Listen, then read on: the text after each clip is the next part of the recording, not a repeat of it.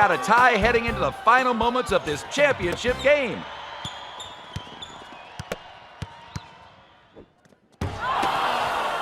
Meg is really stinking out there. If only you still had your voice, Peter. Meg Griffin has the ball, drives to the hoop, and she's fouled by exasperated Mouthguard Mary. Come on, that's a charge!